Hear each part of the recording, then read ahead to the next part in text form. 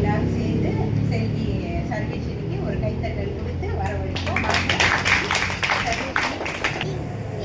அமர்நீதி நாயனார். அமர்நீதி நாயனார் சோழ நாட்டில் பிறந்த செல்வந்த வணிகர்.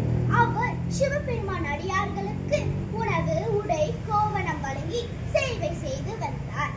இதற்காக திருநள்ளூரில் மனம் கட்டி அடியார்களுக்கு சேவை தானம் செய்து வந்தார்.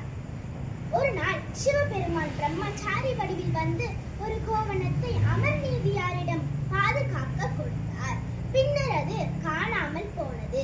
அதற்கு பதிலாக புதிய கோவணம் கொடுத்தாலும் பிரம்மச்சாரி அதே எடைக்கு சமமானதை தராசில் போட சொன்னார். அமர்நீதியார் பல கோவணங்கள், செல்வம், மனைவி, மகன் ஆகியோரையும் தராசில் வைத்தார். ஆனால் சமமாகவில்லை. இறுதியில் அவர் நமச்சிவாய என்று ஜெபித்து தாமும் ஏறிய போது தராசு சமமானது. அப்போது சிவபெருமான் தன் உண்மையான திருக்கோலத்தை காட்டி அமர்நீதி மாறி பக்தியை உலகிற்கே வெளிப்படுத்தினர்.